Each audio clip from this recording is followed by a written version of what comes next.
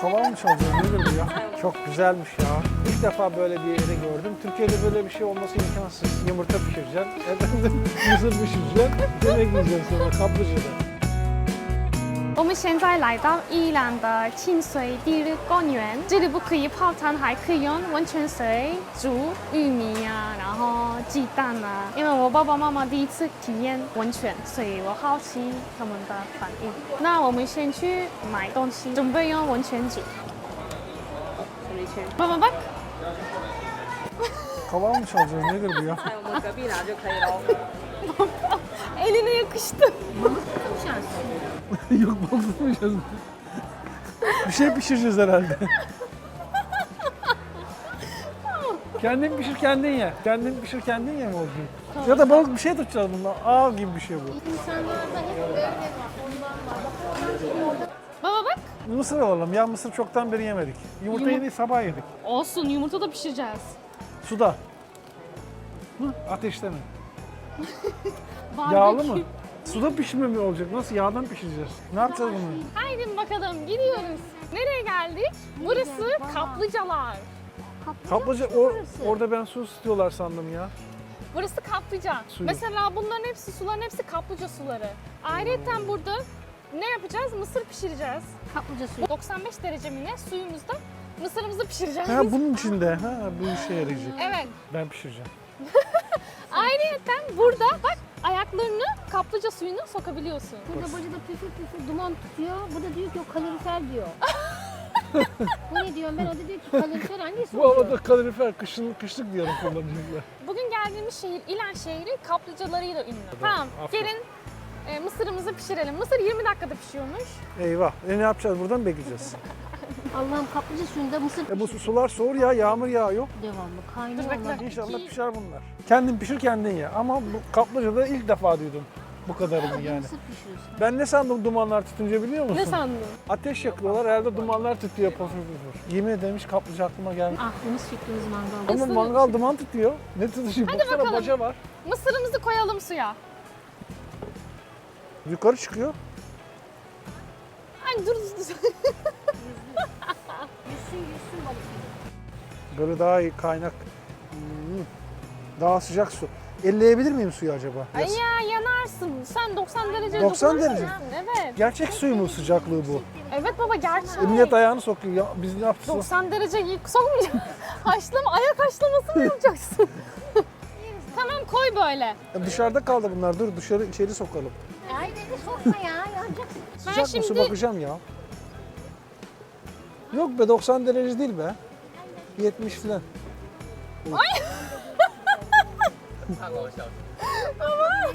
şimdi ne yapalım? Ayaklarımızı kaplıca suyuna. Hadi yürü ısıtalım hem kendimizi biraz.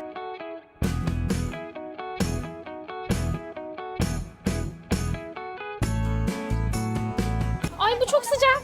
Ne çok sıcak, çok sıcak. Oh Şeyma. Güzelmiş ya.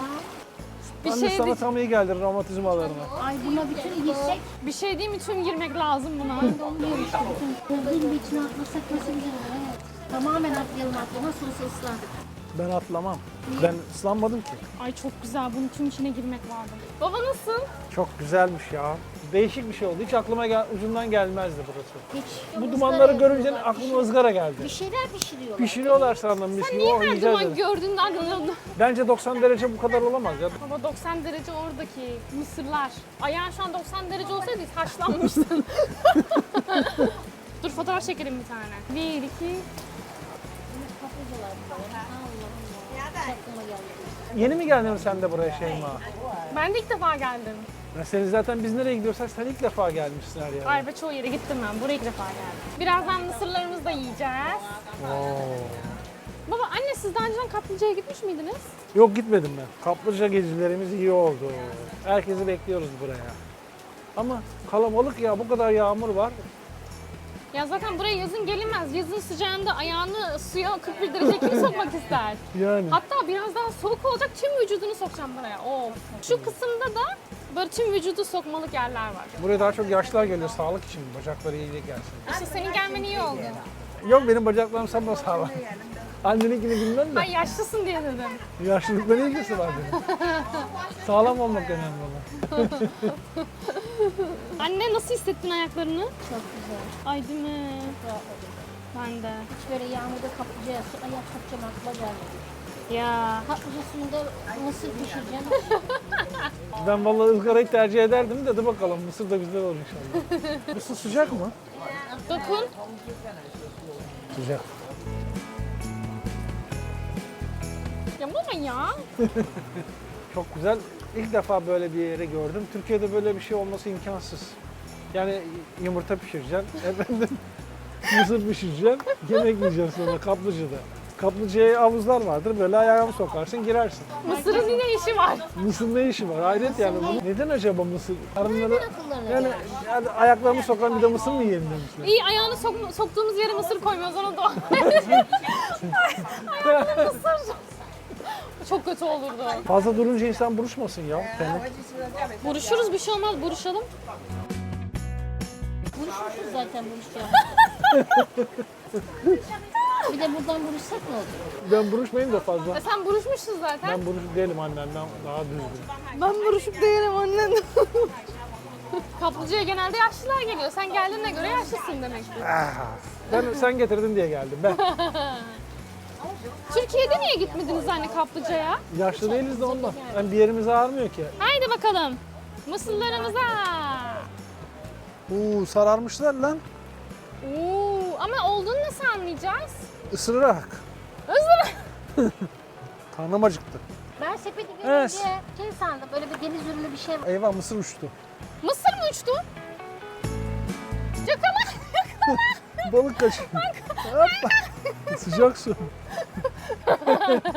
Daha fazla kurcalama bak düşerse mısır vermem sana. Bence o mısır olmuştur. Ay. Ağır mı? Ağır ya. Bir bakalım mı? Yanma şimdi, yanarsın. Yanarsın sıcak. Bunu nasıl yapacağım? Of. Pişmiş. Pişmiş. Anne var ya Tayvan'da yaşamadığınız deneyim kalmadı. Evet, yağmur altında ıslanarak. Yağmur yağarken denize mi girmedik? Yağmur yağarken kaplıcada mısır mı pişirmedik? Yapmadığımız bir şey kalmadı bu yaştan sonra. 我现在去煮我们的鸡蛋。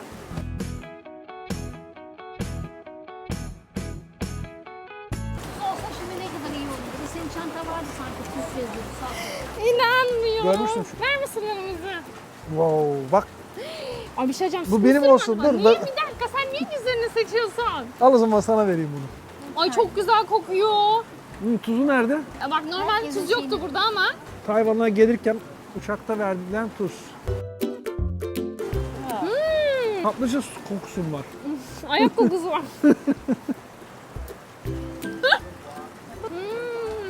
Dur ben de sabırsızlanıyorum. Valla kaplıcada bir şey daha bir lezzetli mi olmuş? Ne olmuş? Bakın. 10 numara. Hakikaten Çok süt güzel. mısırmış he.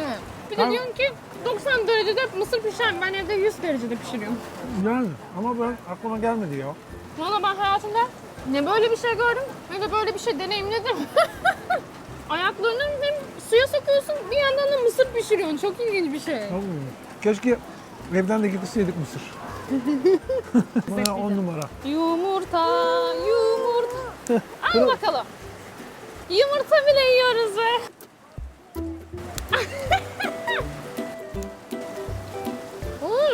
Vallahi olmuş. Allah Allah. Bu yemekle pişirelim bunda o zaman. Hot pot yapalım. At pat yapılır. Gerçi ben at pat da sandım biliyor musun? O buharları sonra deyince yumurtayı güneşte pişirirler de kaplıcada pişirenleri ilk kez duydum. Valla ilk bana böyle bir şey desem ben inanmazdım. Dalga geçim herhalde derdim. Ben pişme. Bunu Türkiye'de getirmek lazım. He olayı o doğru vallahi. Farklı bir tadı var mı? Kaplıca tadı geliyor. Vallahi Tayvanlara bravo. Böyle bir şey akıl etmişler. Ay adamlar ne kadar mutlu ediyormuş. Ama bir şey değil mi? Yağmurlu havada gelmek de ayrı bir güzel oldu. Evet romantik oldu. Anne babam romantiklikten anlıyormuş gibi de romantik oldu diyor. Romantikliğin reis. Oh yandım. Allah çarptı işte görüyorsun değil mi? Şu yağmurun sesinin güzelliğine bak, şu ormanın güzelliğine bak. Çok güzel bir manzara. Baba bu mekana kaç puan veriyorsun? Yani yağmur yağmasaydı 10 puan alırdı da şimdi 9 anca. Yağmur için problemimiz İlla var. kıracak bir şey buluyorsun. Bence Ama- bir şey söyleyeyim mi? Yağmur yağmasaydık daha güzel olurdu, değişik olurdu. bence的，我推荐大家来这里，但是不要忘记带头鞋。今天带我爸媽來宜蘭玩第日溫泉，結果他們一試就愛上，一直說超舒服的。我們還用溫泉水煮玉米跟蛋，沒想到味道這麼棒。他們還說這是最特別的溫泉美食體驗。我們的宜蘭之旅還沒有結束，之後還會帶他們去一些景點。如果你喜歡這支影片，記得按讚、訂閱和分享。我們下個影片見。